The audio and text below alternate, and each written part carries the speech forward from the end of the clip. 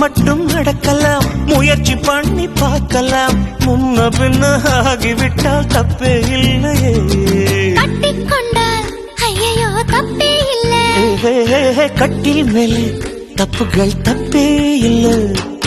தப்பே இல்லை, தொட்டுக்கோ தப்பே இல்லை. தள்ளி நின்னா வாழ்க்கையில் உப்பே இல்லை.